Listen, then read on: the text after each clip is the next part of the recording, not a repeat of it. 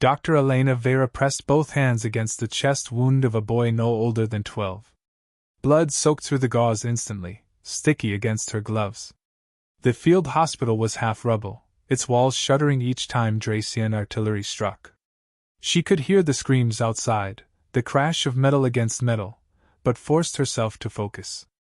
"Stay with me," she whispered, though she knew he was slipping fast. Her medkit was nearly empty. One vial of coagulant, a cracked oxygen mask, and determination were all she had left.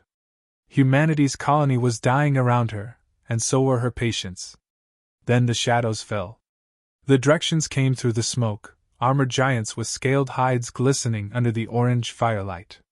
They carried shock rifles longer than she was tall. People scattered, but those too injured to move were dragged into chains. Elena froze when a soldier loomed above her. His face was ridged, reptilian, his black eyes glinting with satisfaction. "Fragile human," he hissed. "Drop your tools." She didn't. Her hand stayed on the boy's chest, pressing down to keep him alive. "He needs—" The Dracian kicked the kid away and wrenched her upright. The boy's shallow breath stopped as his weight went still on the cot.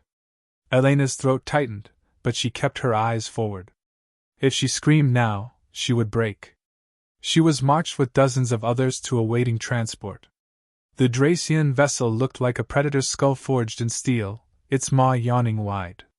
Shackles clamped around her wrists and ankles as she stumbled into its dark interior.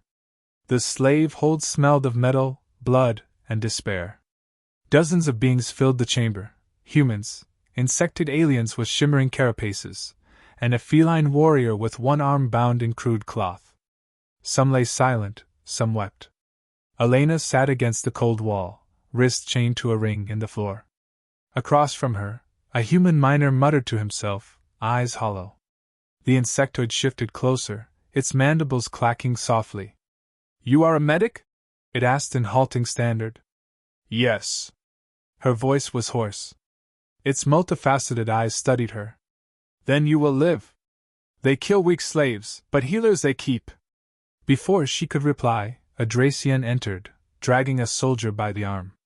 The warrior's leg was split open from thigh to knee, blood pouring freely. The alien groaned, collapsing onto the deck. The Dracian guard sneered. "Our medic is dead. This one will rot unless the human proves useful." The other prisoners shrank back. Elena's chains rattled as she stood. "Unshackle me. I need my hands." Laughter rumbled from the guards. One shoved her forward. "Heal him in chains, fragile creature. Fail, and we space you." Elena knelt beside the soldier. The wound gaped, deep enough to expose muscle fibers. She had no proper supplies, only a torn strip of her own clothing, some salvaged antiseptic from her kit, and her training. She pressed cloth into the wound, used pressure, then mixed the antiseptic with water from her ration flask to clean it. The Dracian roared in pain, claws scraping against the deck. "Hold him!" Elena snapped. The insectoid prisoner obeyed, clamping down its spindly limbs to restrain the thrashing soldier. Elena stitched with improvised thread cut from her own uniform, crude but steady. Her fingers shook, but she worked fast, tying knots tight enough to seal the bleeding. The soldier's breathing slowed. His massive chest rose and fell evenly. The blood flow stopped. Elena exhaled, sweat streaking her face. "He'll live, if you don't throw him back in battle tomorrow." The guards stared at her, silent. Then one muttered, "Useful." They didn't thank her. They simply dragged the soldier away, leaving the chains locked on her wrists. Hours passed. The ship's engines thrummed endlessly. Around her, the prisoners whispered. "You did what none of their own could."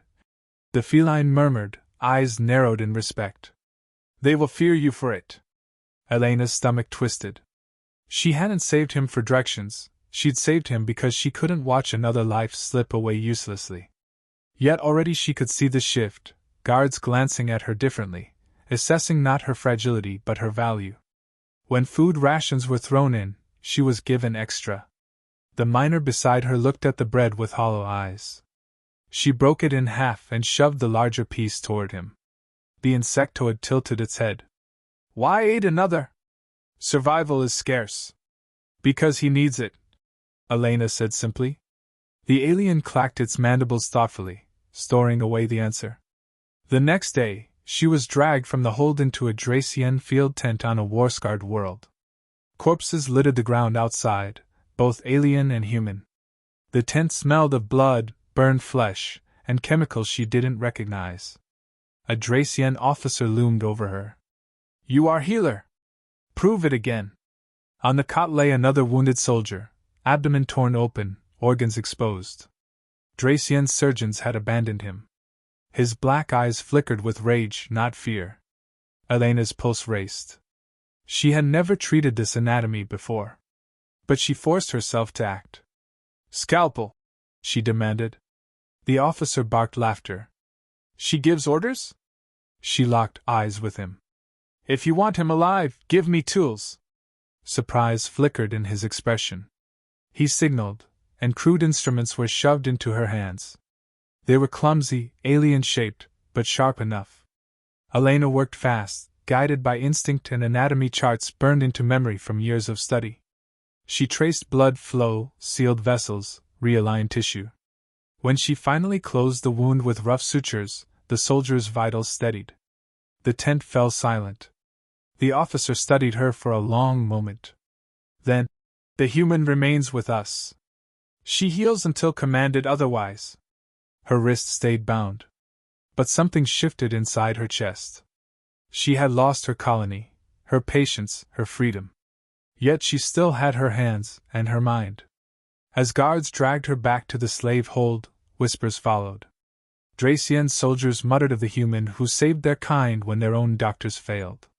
Prisoners watched her with new eyes, half in awe, half in fear. Elena sat against the cold metal wall, chains biting her wrists. She replayed the day in her head, heartbeat steady. Captured, yes. Shackled, yes. But not broken. For the first time since the raid, she believed survival was possible, not because the directions had spared her, but because she had made herself indispensable. And in the dark of the slave hold, she whispered to herself, a vow no one else could hear. They think I belong to them. But I'll heal on my terms. And one day, I'll make them regret every chain they locked around me. The Dracian war camp was a furnace of noise. Engines rumbled, soldiers barked orders, and the stench of blood mixed with the acrid bite of scorched metal. Elena Vera walked through it all in chains, pulled along by guards who regarded her as both prisoner and tool. The metal link scraped her wrists raw, but she kept her chin level. Inside the medic tent, alien surgeons moved with cold efficiency, yet even their skill faltered under the chaos of battle. Cots overflowed with wounded. Limbs missing, organs pierced, blood pooling black on the floor. The directions were ruthless fighters, but their medicine lagged behind their violence. The officer who had claimed her the day before barked at her now. Work! Save who I point to. Elena scanned the room. One soldier had his throat torn open, hopeless. Another had burns across his chest, treatable, but with scar. The third, lying closest, had a collapsed lung. She grabbed the alien scalpel, knelt, and worked fast. Hold him, she ordered. The Dracian soldiers exchanged surprised looks but obeyed. She cut clean, inserted a makeshift tube into the chest cavity, and waited. Air hissed out, the soldier convulsed, then drew a ragged but steady breath. Murmurs rippled through the tent. She stood, wiping her hands. He'll live. The officer's eyes narrowed. Again human. And again she did. Through the hours that followed, she saved warrior after warrior, sometimes with crude improvisation, sometimes with bare instinct. By the time night fell, her uniform was soaked in Dracian blood. Her muscles trembled with exhaustion, but she never faltered. That night, chained again in the slave hold, she ate the stale bread tossed her way. The insected prisoner, Keldats, watched with gleaming eyes. You astonish them. It clicked softly. No Chirac surgeon can match what you did today. They fear that. Elena's throat ached, but she swallowed and answered. Fear isn't what I want. Survival is. The feline warrior rumbled low laughter. Do not fool yourself, human. You saved more directions today than their own kind. That makes you both useful and dangerous. She looked around at the prisoners, tired, hungry, eyes hollow. Something sparked inside her. Then let's use it. If I can bend their trust, maybe we buy ourselves a chance. No one argued. For the first time, they listened. Days bled into one another. She moved from battlefield to battlefield, always under guard. Wherever she was taken, she became the axis on which survival turned. Soldiers began to request her presence, captains argued for her assignment. Rumors spread faster than she realized. At first she was the human healer. Then whispers grew stranger. Some directions claimed her touch pulled soldiers back from death itself. Others insisted she cursed those she ignored, that to be passed over by her hands was a silent death sentence. By the third week, soldiers saluted when she entered tents. Not out of respect, but out of unease. Her reputation didn't shield her from moral tests. One evening, she was thrown into a tent where a Dracian captain bled out from a stomach wound. Next to him, bound in chains, lay a human woman, colonist, beaten nearly to death. The officer overseeing the room sneered. You will choose, healer. Save the captain, or waste your skill on your kind. The colonist's eyes pleaded silently. The captain gurgled, clutching at his own innards. Elena's heart hammered. She knew the truth. If she saved the captain alone, she'd cement her value but betray her people. If she saved only the human, they'd execute her. She moved. First to the captain, suturing the torn tissue with ruthless speed. She packed the wound, stabilized him just enough to live. Then, without a word, she shifted to the colonist, shielding her body from the guards.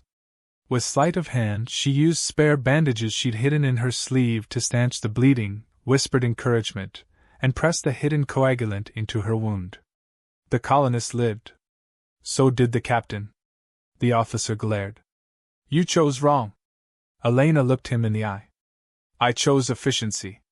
2 alive instead of 1. Isn't that what you want? His scowl lingered, but he said nothing. She'd bought herself another day. In quiet moments, Elena studied Dracian anatomy with obsessive hunger. Every patient taught her something new: nerve clusters, organ placement, weaknesses. She began to piece together patterns no one else seemed to see. Their regenerative systems were impressive, but fragile if tampered with. A precise alteration in treatment could slow recovery for weeks. She tested this subtly, altering dosages, delaying heal times. No one noticed. Not yet. Among the prisoners, her quiet rebellion spread like sparks in dry grass. Keldats translated her orders into chittering codes. The feline carried hidden tools. Even the broken miner began to move with purpose again. They were still shackled, still watched, but hope was a dangerous seed, and Elena had planted it. One evening, a Dracian soldier cornered her outside the tent, away from guards. His face was scarred, his breathing uneven. You are not like others, he said, voice low. When I should have died, you pulled me back. Why? Elena studied him, weighing her words. Because no one deserves to die choking on their own blood in the dirt. Not you. Not my kind. Not anyone. He blinked, confusion flickering in his dark eyes. Compassion makes you weak. She shook her head. It makes me dangerous. You'll see. Her legend grew without her effort. Soldiers called her angel in chains. Prisoners whispered liberator. Enemies caught wind of her too. Reports circulated of Dracian squads healing faster, fighting harder, surviving when they should not. To them, she became something darker, the angel of death. One night, dragged again before her officer, she heard the words that would change everything. The Overlord has heard of you. His tone was heavy, almost reverent. You are summoned. Chains tightened on her wrists, cold against her skin. She didn't flinch. If Kareth himself wanted to see her, then her influence had grown further than she'd ever planned. She sat in silence as the guards led her through the steel corridors of the flagship. Her mind turned like a blade being sharpened. Survival had shifted into something else. She wasn't just enduring anymore.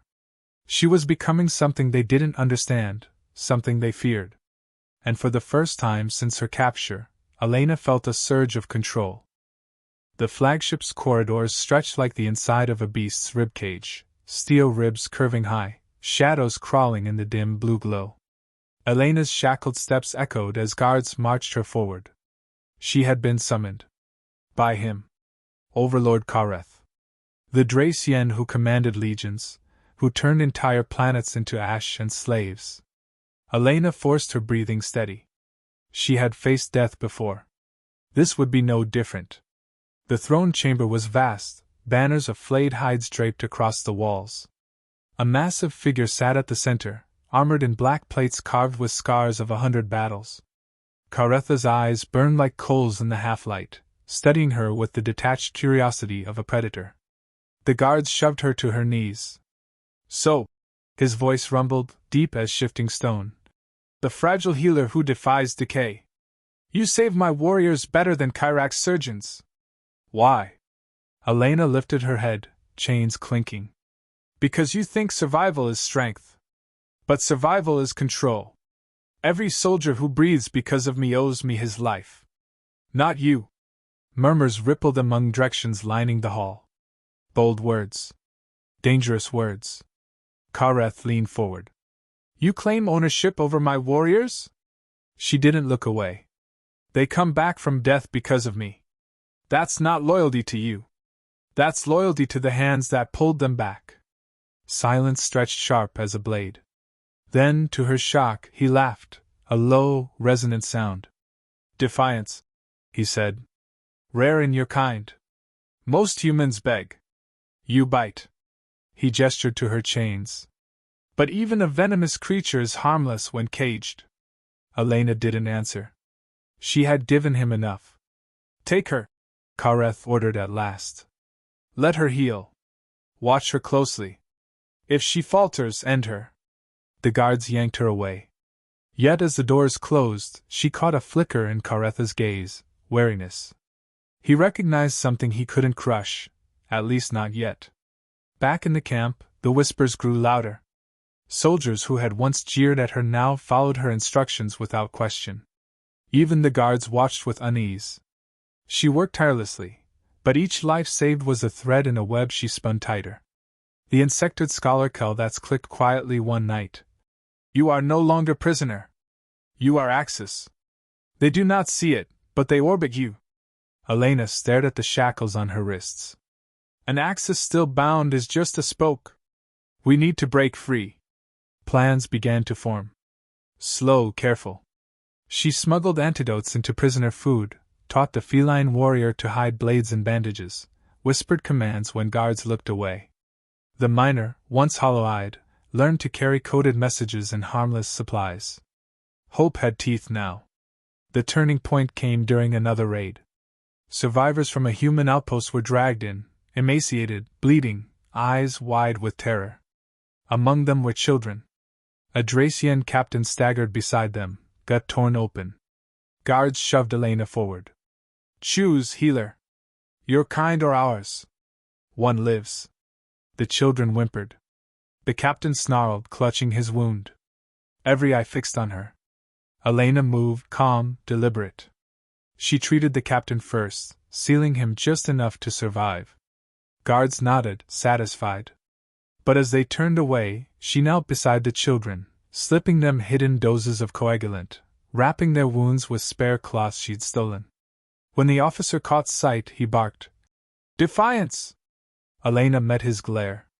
2 alive are worth more than 1. If you call that defiance, then you don't understand efficiency. He almost struck her, but hesitated. She had made herself too vital. Instead, he spat on the ground and stormed away. The children lived. And so did her rebellion. That night, she revealed the truth to her allies. Dracian biology wasn't indestructible. Their regenerative systems could be stalled with precise chemical imbalance. The antidotes she brewed could twist recovery into weakness. We don't fight them with swords, she whispered. We fight them with veins and blood. From inside. The feline bared her teeth. Poison disguised as mercy. Elena nodded. Exactly. The plan ignited weeks later. On the battlefield, Elena's treated soldiers stumbled sooner, faltered where they once surged. Meanwhile, prisoners secretly smuggled weapons and antidotes. A spark became fire. Slaves rose in pockets across the camp. Guards were overrun by those they thought broken. Elena moved through the chaos like a storm's eye, shouting orders, dragging the injured to safety, dosing allies with strength.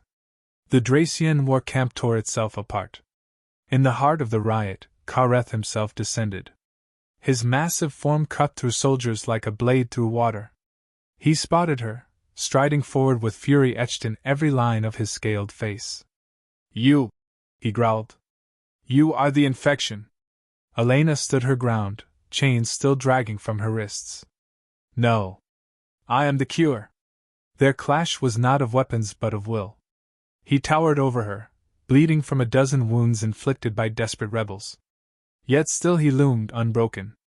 Serve me willingly, he demanded. Your hands could bind galaxies to my throne. She stepped closer, staring into those burning eyes. I am human. And that means you will never own me. Kareth lunged, claws flashing. But rebels swarmed him, blades biting deep. He fell to one knee, snarling, blood pooling at his feet. Elena knelt beside him. Her hands hovered over his wound. She could save him. He knew it too. His voice rasped, mocking even in pain. Heal me, fragile one. Prove your oath is stronger than your hate. Her hands trembled. The oath had always defined her, to heal, no matter who. Yet the faces of the children, the broken prisoners, the countless dead filled her mind. She had saved Drexians to survive, but healing him now would chain them forever. Slowly she withdrew her hands. No! Karetha's eyes widened in shock. For the first time, fear flashed across his face. And then he collapsed lifeless. Silence spread across the battlefield. Drexians who saw their overlord fall wavered. Prisoners surged forward, seizing weapons, driving the enemy into retreat. The rebellion roared alive, uncontainable now. Elena stood among them, chains dangling from her wrists, her hands stained with blood she had chosen not to cleanse. To some, she was a savior. To others, a specter of death. To all, she was something they had never imagined a human could be. When the dust settled, Keldets approached her, mandibles clacking softly. What do we call you now? You are no mere healer. Elena's gaze swept across the freed prisoners, the burning wreckage of Dracian banners, the shadows of a galaxy that would soon hear this story. They'll call me what they fear most, she said. A human who could not be broken. She lifted her wrists, snapped the last chain against a rock, and let the metal fall. In war they feared our weapons, she whispered. In peace, they will fear our mercy.